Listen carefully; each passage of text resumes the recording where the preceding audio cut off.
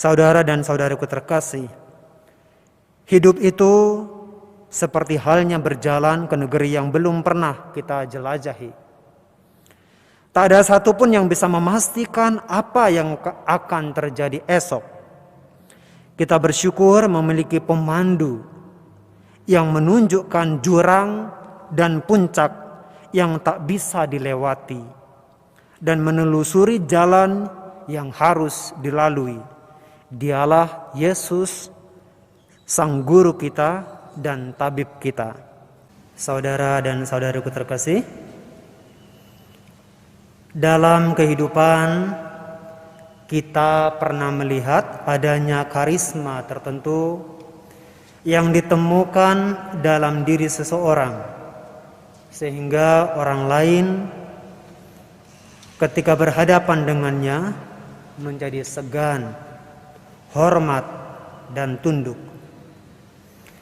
Namun karisma seperti itu semakin sulit kita jumpai saat ini. Dalam Perjanjian Lama, Musa tampil sebagai pemimpin karismatik di depan bangsanya. Ia dapat menenangkan orang banyak yang mulai gelisah. Yesus juga tampil dengan penuh wibawa di hadapan orang-orang yang berada di bait Allah. Roh jahat pun tunduk.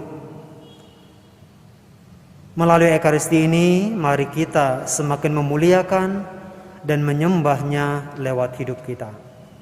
Marilah berdoa.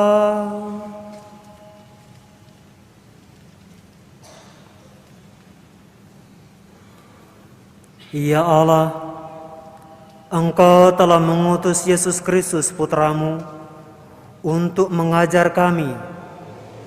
Semoga berkat pengajarannya yang penuh kuasa, kami semakin terbuka dan memusatkan perhatian pada sabda yang akan membawa pengudusan bagi hidup kami. Sebab Dialah Tuhan dan pengantara kami, yang bersama dengan Dikau dalam persatuan Roh Kudus, hidup dan berkuasa Allah sepanjang segala masa. Bacaan dari Kitab Ulangan. Sekali peristiwa, berkatalah Musa kepada bangsanya, "Seorang nabi sama seperti aku akan dibangkitkan bagimu oleh Tuhan Allahmu dari tengah-tengahmu, dari antara saudara-saudaramu. Dialah yang harus kamu dengarkan. Di Gunung Horeb dulu pada hari perkumpulan, kamu minta kepada Tuhan Allahmu dengan berkata, 'Aku tidak mau lagi mendengar suara Tuhan Allahku, dan tidak mau lagi melihat api yang besar ini, supaya aku jangan mati.' Lalu berkatalah Tuhan kepadaku, 'Apa yang dikatakan mereka itu baik. Aku akan membangkitkan bagi mereka seorang nabi seperti engkau dari antara saudara-saudara mereka sendiri. Aku akan menaruh firman-Ku dalam mulutnya, dan ia akan mengatakan kepada mereka segala yang Kuperintahkan kepadanya. Orang yang tidak mendengarkan firman-Ku yang akan diucapkan oleh nabi itu demi nama-Ku, daripadanya akan Kutuntut pertanggungjawaban. Tetapi seorang nabi yang berani mengucapkan demi nama-Ku perkataan yang tidak Kuperintahkan, atau yang berkata demi Allah lain, nabi itu harus mati.' Demikianlah sabda Tuhan. Syukur. Pada hari ini, kalau kamu mendengar suara Tuhan, janganlah bertekar hati. Pada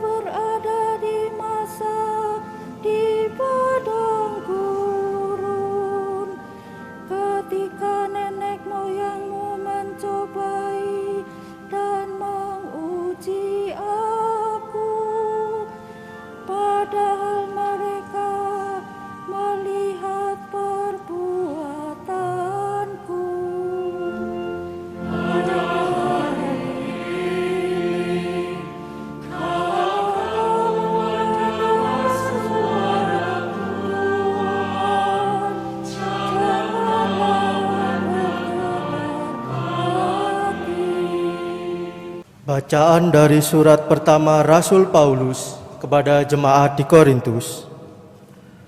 Saudara-saudara, aku Paulus ingin supaya kamu hidup tanpa kekhawatiran. Orang yang tidak beristri memusatkan perhatiannya pada perkara Tuhan. Bagaimana supaya Tuhan berkenan kepadanya? Orang yang beristri memusatkan perhatiannya pada perkara duniawi. Bagaimana supaya ia dapat menyenangkan istrinya, dan dengan demikian perhatiannya terbagi-bagi. Perempuan yang tidak bersuami dan anak-anak gadis memusatkan perhatiannya pada perkara Tuhan, supaya tubuh dan jiwa mereka kudus. Tetapi perempuan yang bersuami memusatkan perhatiannya pada perkara duniawi, bagaimana supaya ia dapat menyenangkan suaminya. Semuanya ini kukatakan untuk kepentingan kamu sendiri, bukan untuk menghalang-halangi kamu dalam kebebasanmu, tetapi sebaliknya, supaya kamu melakukan apa yang benar dan baik, dan melayani Tuhan tanpa gangguan. Demikianlah sabda Tuhan.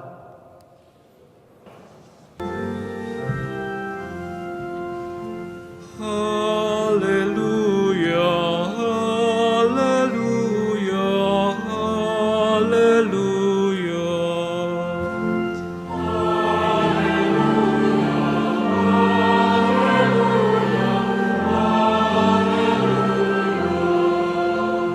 Bangsa yang diam dalam kegelapan telah melihat terang yang besar.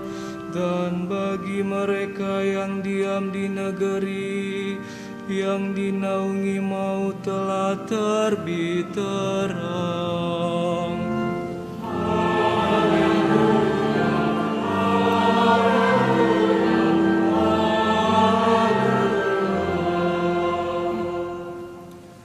Tuhan sertamu.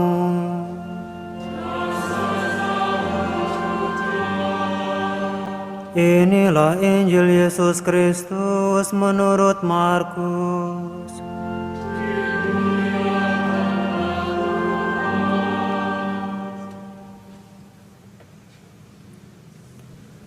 Pada awal karyanya, Yesus beserta murid-muridnya tiba di Kapernaum. Setelah hari Sabat mulai, Yesus masuk ke dalam rumah ibadat dan mengajar. Orang-orang takjub mendengar pengajarannya, sebab ia mengajar mereka sebagai orang yang berkuasa, tidak seperti ahli-ahli Taurat. Pada waktu itu, di dalam rumah ibadat itu ada seorang yang kerasukan roh jahat. Orang itu berteriak, "Apa urusanmu dengan kami, hai Yesus orang Nazaret? Engkau datang hendak membinasakan kami. Aku tahu siapa engkau, yakni yang kudus dari Allah." Tetapi Yesus menghardiknya, katanya, "Diam, keluarlah daripadanya." Roh jahat itu menggoncang-goncang orang itu, dan sambil menjerit dengan suara nyaring, ia keluar daripadanya. Mereka semua takjub, sehingga mereka memperbincangkannya, katanya, "Apa ini? Suatu ajaran baru. Guru ini berkata-kata dengan kuasa. Roh-roh jahat pun ia perintah, dan mereka taat kepadanya." Lalu tersebarlah dengan cepat kabar tentang Yesus ke segala penjuru di seluruh daerah Galilea.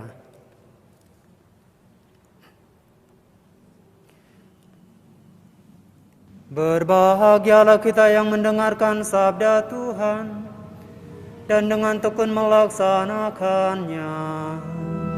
Salam dan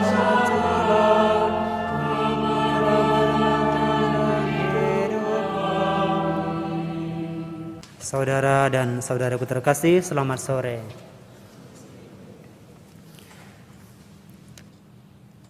Hari ini kita akan merenungkan bacaan Injil. Ya. Yesus dalam cerita tadi mengajar dengan kuasa. Juga dia hadir sebagai tabib yang menyembuhkan. Ada yang mengatakan bahwa jika kita ingin mengenal kepribadian seseorang dengan baik, maka kita harus masuk ke tempat kerjanya. Lihatlah apa yang terjadi di sana. Bagaimana dia menata pekerjaannya atau mungkin kantornya. Jika rapi teratur, maka kemungkinan besar orang tersebut hidupnya juga rapi teratur.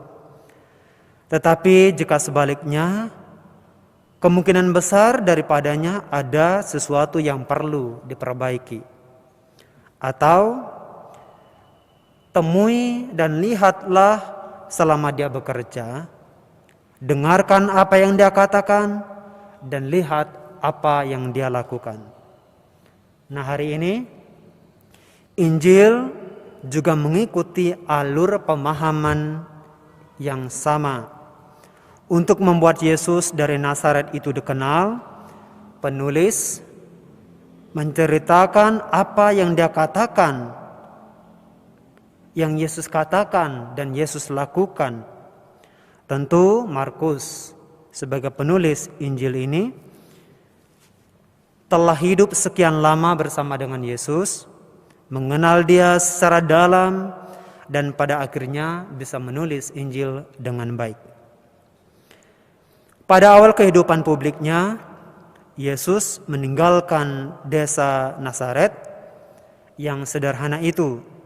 Lalu dia pindah ke kota, yakni Kapernaum. Nah, pada suatu hari Sabat, seperti halnya orang Yahudi yang baik, dia pergi ke sinagoga.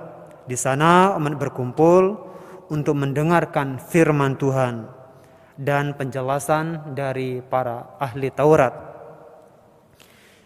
Yesus akhirnya juga naik ke panggung dan segera menimbulkan kejutan bagi mereka yang hadir di sana. Penginjil menulis, mereka kagum pada ajarannya, sebab dia mengajar mereka sebagai orang yang berkuasa, tidak seperti ahli Taurat. Para ahli Taurat hanya mengulangi apa yang telah mereka pelajari dari guru mereka dan menjelaskan persis seperti itu secara turun-temurun. Sebaliknya, Yesus menampilkan dirinya dengan kuasa, dengan otoritas, yang tidak mengacu kepada guru sebelumnya, tetapi dia menempatkan dirinya sebagai guru dan tabib. Tidak ada ahli Taurat yang begitu berani seperti Yesus. Karena itu mereka terkejut. Mungkin juga ada yang bingung saat mendengar Yesus berbicara.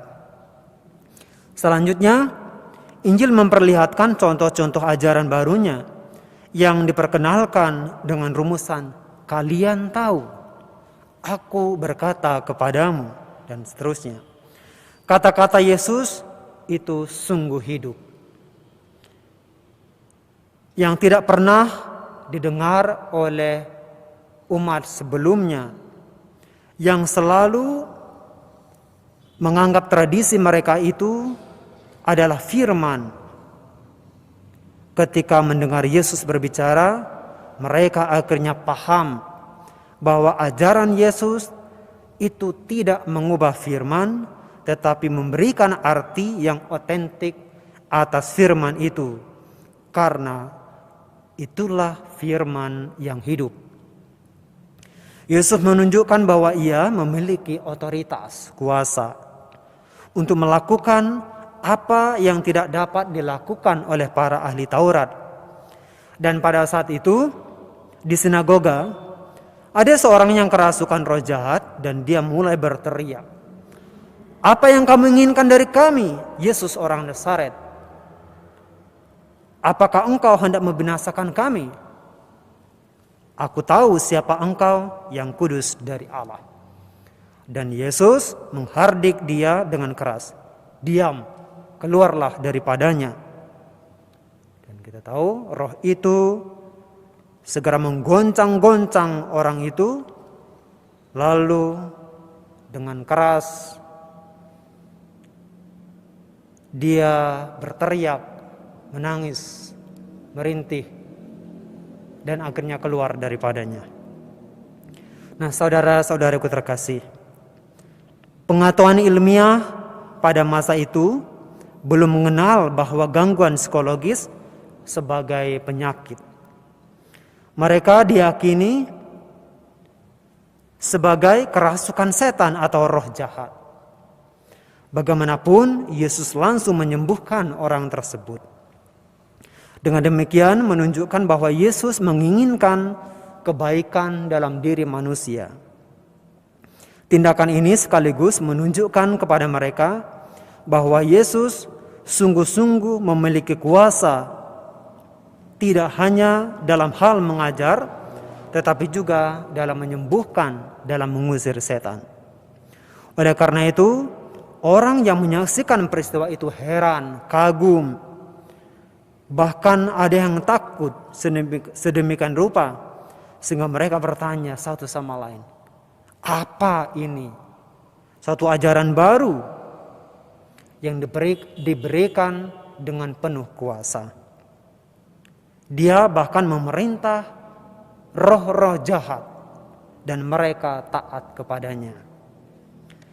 Saudara-saudaraku terkasih, kita sering menemukan perikop dalam Injil yang menceritakan tentang penyembuhan dari Yesus bagi mereka yang kerasukan, dan kita memahami maknanya dalam terang kematian dan kebangkitannya. Dia datang terutama untuk membebaskan manusia dari kejahatan moral, dosa, dari yang tunduk pada kekuatan gelap dan kelekatan-kelekatan manusiawi. Manusia lebih sering bertindak melawan hati nurani, padahal dia sudah mengetahui bahwa itu salah. Untuk tujuan ini, pengajarannya sangat menyentuh kehidupan konkret manusia. Firman-Nya berwibawa, menerangi, membimbing, mendorong, menebus, memperluas wawasan, menunjukkan apa yang benar, apa yang cocok untuk kita lakukan sesuai dengan konteks hidup kita. Saudara dan saudaraku terkasih, hidup itu seperti halnya berjalan ke negeri yang belum pernah kita jelajahi. Tak ada satupun yang bisa memastikan apa yang akan terjadi esok. Kita bersyukur memiliki pemandu yang menunjukkan jurang dan puncak yang tak bisa dilewati dan menelusuri jalan yang harus dilalui. Dialah Yesus, Sang Guru kita dan tabib kita. Mungkin jalan yang kita lalui itu sempit, berbatu, terjal, tidak mudah dilewati, bahkan membuat kita jatuh tersungkur, luka. Tapi itulah jalan satu-satunya yang mengarah kepada tujuan, yakni kehidupan kekal. Moga-moga kita yang terkagum dengan firman-Nya yang penuh kuasa itu terus dikuatkan, diteguhkan, terutama di saat sekarang, saat pandemi ini. Mungkin kita sedih, menangis, frustasi, bahkan stres karena usaha kita bangkrut. Tetapi lihat, jika kita bertahan dalam pengharapan serta menyerahkan sepenuhnya kepada Tuhan, akan ada saat di mana Tuhan memberikan rahmat-Nya Dia terus menemani langkah hidup kita. Kadang hadir dalam saat yang tidak kita sangka-sangka, tidak kita duga. Moga-moga hidup kita menunjukkan firman Allah yang hidup, yang bisa menerangi banyak orang di sekitar kita, dimanapun kita berada. Tuhan memberkati kita semua. Amin. Berbahagialah yang bersemangat, Papa, karena milik mereka lah kerajaan surga. Berbahagialah orang yang lembut hati, karena mereka akan memiliki tanah. Marilah berdoa.